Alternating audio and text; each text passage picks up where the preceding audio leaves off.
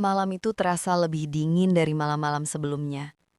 Mira duduk di samping Riko yang sedang fokus menyetir mobil. Pandangan mata Mira menuju Lindu yang sedang terlelap tidur di bangku belakang. Tubuhnya dibalut dengan selimut. Entah kenapa, Mira masih belum bisa menerima. Kenapa semua bisa menjadi seperti ini?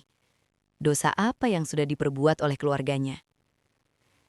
Riko melirik Mira, mencoba menenangkannya. Ibu tak mau mengatakan lebih jauh tentang semua ini. Ia hanya menyebut Rogot Nyowo terus tanpa menjelaskan apa-apa lagi. Aneh kan? Kadang orang tua memang seperti itu, Mir. Mungkin saja dia tidak mengatakan agar kamu tidak terlibat lebih jauh seperti yang kamu katakan sebelumnya. Lagi pula, bukankah dulu keluargamu masih memegang erat adat kejawen?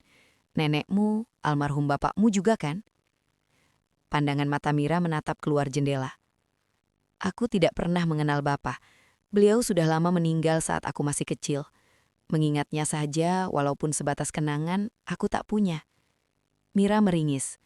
Untuk anak seusiaku, seharusnya masih ada sedikit ingatan tentang bapak. Walaupun hal itu samar-samar. Tapi anehnya, semakin keras aku mencoba mengingat tentang bapak, semakin aku tidak tahu orang seperti apa beliau ini. Apa mungkin bila keluargaku dikutuk? Riko tak menjawab. Mobil terus melaju membelah malam. Semakin lama semakin larut. Mira masih tak tahu kemana Riko akan membawa dirinya. Ia hanya ingat Riko berkata kepada dirinya bahwa ia akan mengantarkan Mira untuk menemui seseorang. Seseorang yang sudah berjanji kepada Riko bahwa mereka akan bisa merawat serta menjaga Lindu. Setidaknya, menelisik lebih jauh apa yang sedang terjadi kepada anak itu. Anak yang selalu saja disebut iblis oleh ibunya sendiri. Waktu terus berjalan. Tak terasa mereka sudah berkendara lebih dari 5 jam. Langit masih gelap gulita. Riko tak kunjung juga menghentikan mobil. Beberapa kali Mira menawarkan Riko untuk menggantikannya menyetir, tetapi lelaki itu selalu menolak, lalu berkata bahwa mereka akan sampai beberapa saat lagi. Mira akhirnya mengalah. Ia memilih memandang ke arah jalanan yang gelap, sampai akhirnya tiba-tiba Riko menghentikan mobil. Tepat di depan sebuah gapura desa yang tak Mira ketahui di mana keberadaannya. Riko sejenak mengamati tempat itu sebelum akhirnya merasa yakin. Mobil berjalan masuk menelusuri jalanan desa yang terlihat seperti daerah pedalaman dengan rumah-rumah yang masih terbuat dari bahan anyam bambu. Mobil terus melaju melewati obor-obor di sepanjang jalanan kecil. Tak ada listrik di tempat ini, hanya pohon-pohon rindang serta beberapa kebun-kebun pisang. Mira ingin bertanya, di mana ini? Tetapi wajah Riko tak seperti biasanya. Ia tampak begitu serius, membuat Mira tak enak hati. Riko melihat ke sebuah rumah joglo yang cukup besar, dengan teras yang luas serta pagar bambu mengitari kediaman tersebut. Di sana, Riko menghentikan laju mobil, lalu menoleh ke Mira. Kita sudah sampai, Mir. Mira berbalik dari tempatnya duduk, mencoba membangunkan Lindu. Ternyata anak itu sudah membuka kedua mata. Hanya saja ekspresinya tidak senang. Mira yang khawatir lantas bertanya, "Kamu kenapa, Nduh?" Lindu menggeleng, berkata bahwa dirinya tak mau turun. Ia terus mengulang kata-kata yang sama. Tempat ini gelap, terlalu gelap. Katanya seraya memandang Mira tajam, gelap. Mira melihat Riko yang juga terlihat bingung mendengar kata-kata yang keluar dari mulut Lindu. Tak lama terdengar suara langkah kaki mendekat ke arah mobil. Mira melihat rombongan wanita mengenakan jarik serta kebaya lengkap dengan rambut disanggul. Mereka memegang seutas tali tampar.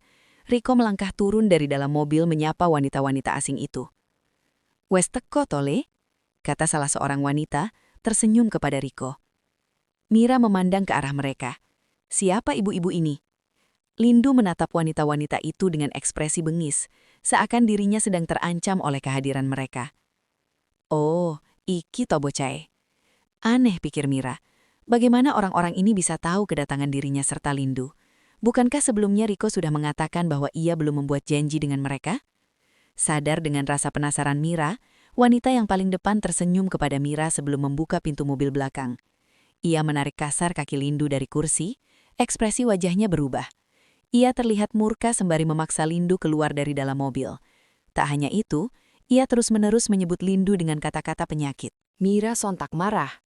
Perlakuan kasar kepada adiknya membuat Mira bergegas menolong Lindu.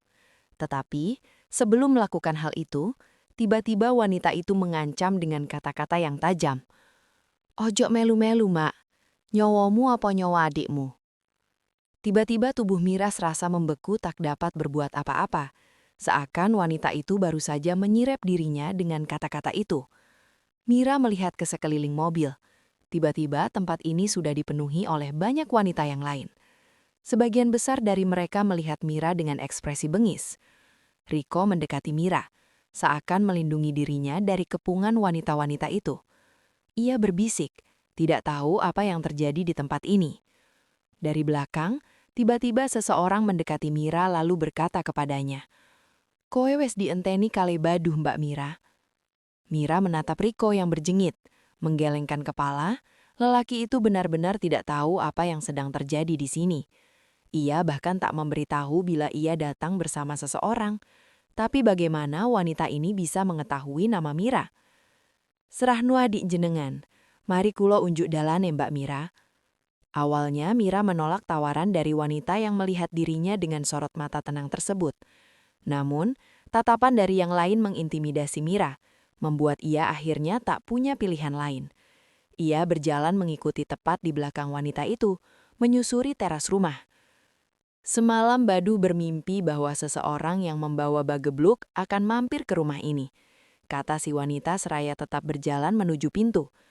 Namanya adalah Mira. Wanita itu menoleh, sembari tersenyum tipis menatap Mira yang merasa tidak nyaman saat mendengarnya. "Bagebluk?" kata Mira lirih. Wanita itu lalu mengangguk. Bagebluk berarti bencana besar. Mereka melewati pintu joglo. Tiba-tiba Mira terhenti. Si wanita menoleh ke arah Mira yang sedang berdiri diam.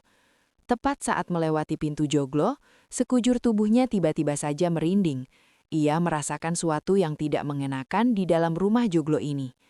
Sesuatu yang benar-benar gelak bersemayam di dalam kediaman asing ini. Dada Mira terasa sesak. Ia menatap si wanita yang masih melihatnya dengan tenang. "Ini masih belum seberapa, Mbak. Seharusnya tidak berpengaruh pada jenengan yang lebih sakti dari ini." Mira tertegun. Apa maksudnya? Sakti. Si wanita mengangguk. "Biar Baduh saja yang menjelaskan semua alasan kenapa embahmu melakukan sampai sejauh ini. Sekarang, sudah tiba waktunya bagi dirimu untuk tahu. Rasakan, Mir. Embusan angin timur yang gelap sudah mulai datang. Akan terjadi sesuatu yang dahsyat. Aku saja sampai tidak bisa tidur berhari-hari karena darah sudah menetes memanggil kutukan itu yang perlahan akan menyebar seperti penyakit." Wanita itu kembali berjalan setelah mengatakan hal itu. Mira menahan nyeri di dadanya yang semakin lama terasa semakin menyakitkan. Tak hanya rasa sakit yang tiba-tiba muncul, Mira juga mencium bau lumpur dari sudut-sudut rumah. Di sepanjang jalan, Mira akhirnya mencoba untuk mengabaikan semua ini. Ia melihat banyak pintu yang terbuat dari kayu tua. Di lorong yang panjang dan gelap, si wanita masih menuntun Mira. "Tahan sedikit lagi, Mbak. Sebentar lagi kita akan sampai." Dari pintu-pintu kayu tersebut, beberapa kali Mira mendengar suara jeritan yang memekikan telinga.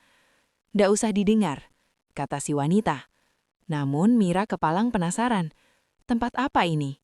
Wanita itu menghela napas panjang sebelum berkata, "Omah Ruwet."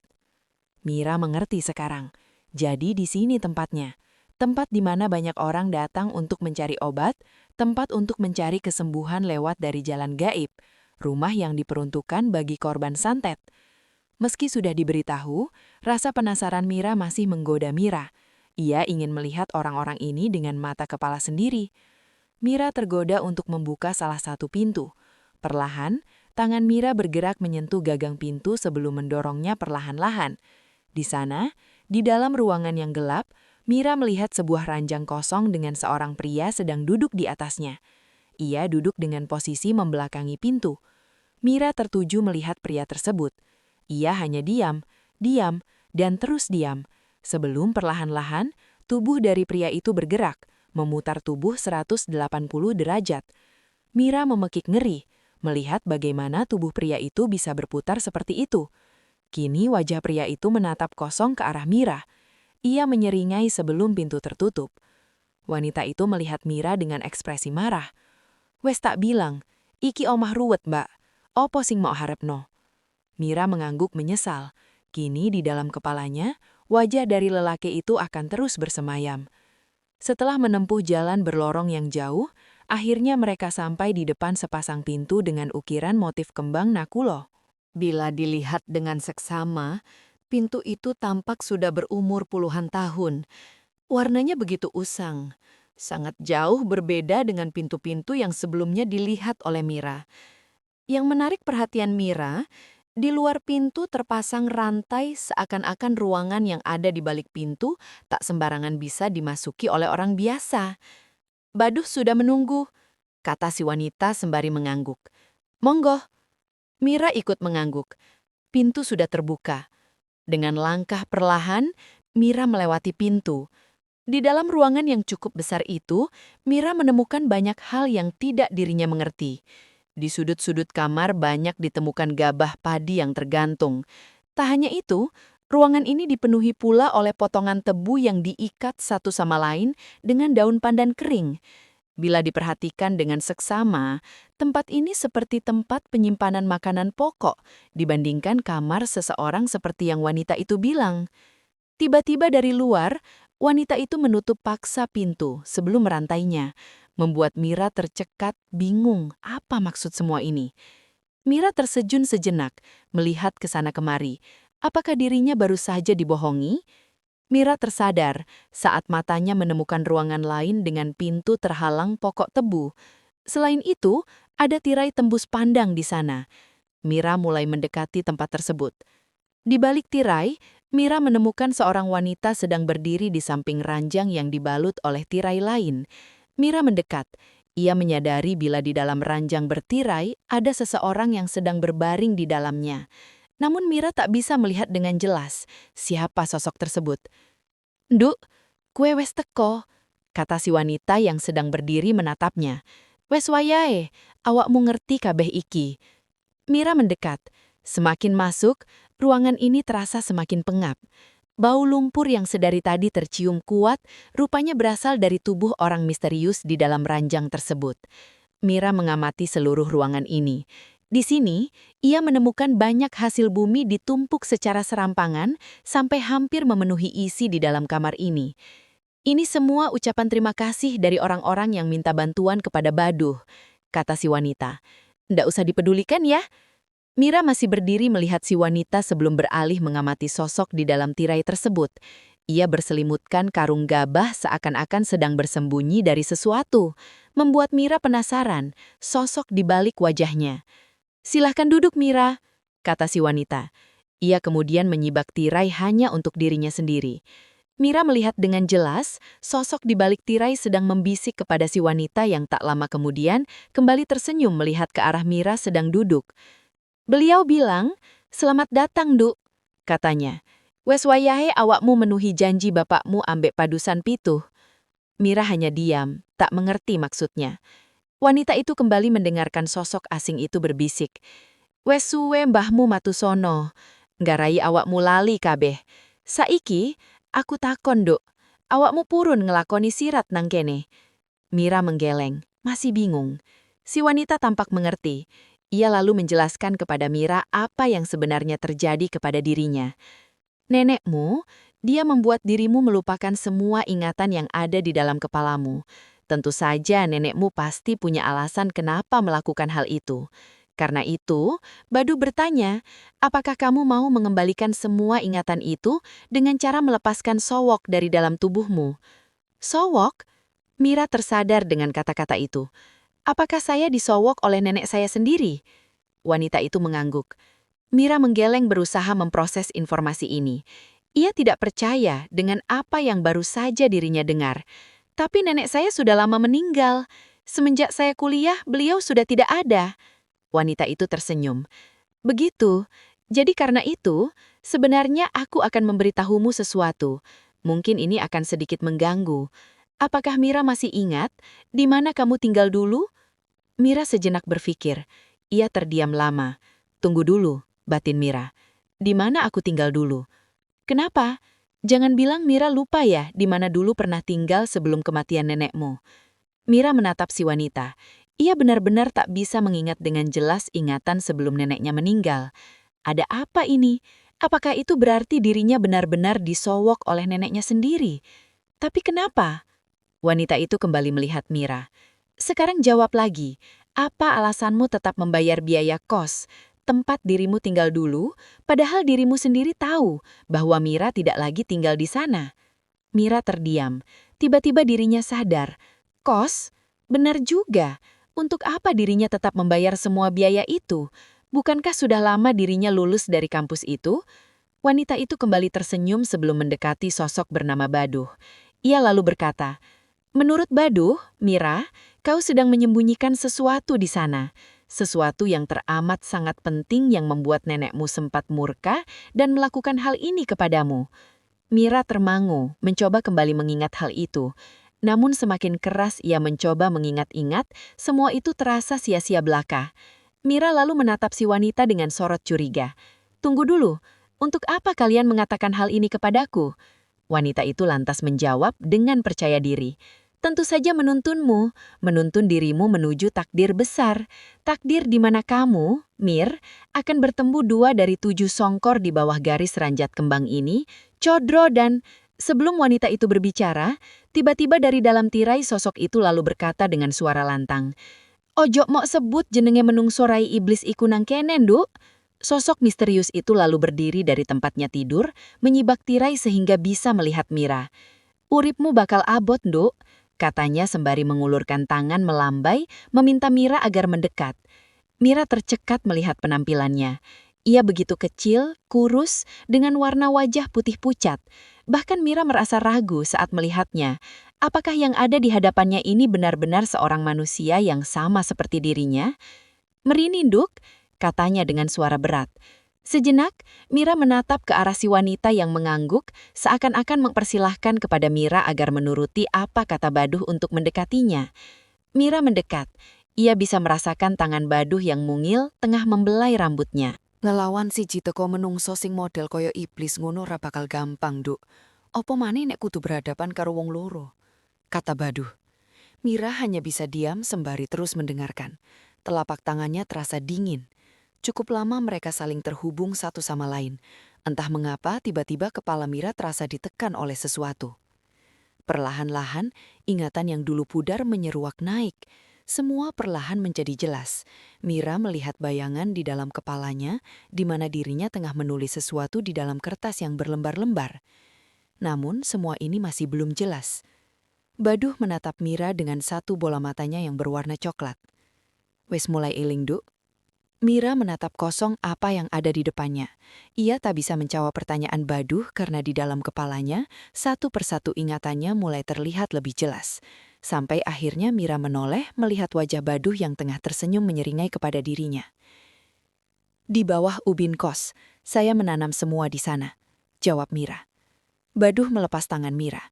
Ia memberi tanda kepada si wanita yang kemudian mulai menanggalkan satu persatu kain yang menutupi tubuh Baduh. Di sana, Mira tersentak saat melihatnya.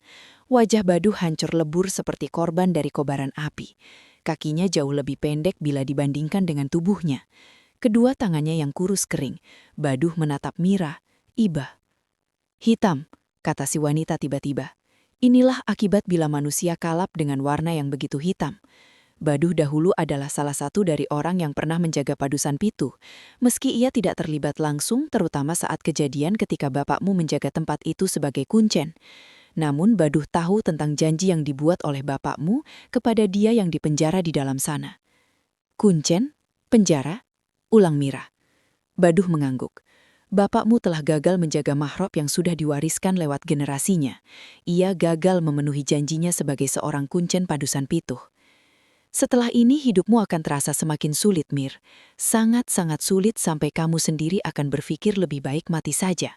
Dan ketika saat itu tiba, maka pilihan itu akan muncul. Takdir yang selama ini kau pikul di atas bahumu akan dipertaruhkan," kata si wanita. Kini, Mira melihat Baduh. Ia tidak mengerti kemana arah pembicaraan. "Tinggalkan adikmu di sini, biarkan kami yang akan menjaga dia. Sedangkan dirimu, pergilah ke tempat di mana kamu menyimpan semuanya. Tuntaskan tugas bapakmu dulu, sebelum semua terlambat." "Terlambat? Terlambat dari apa?" tanya Mira. Wanita itu melihat wajah Badu sebelum mengangguk, mengerti. Ia lalu mengatakannya kepada Mira. Tugasmu adalah mencari Rinjani.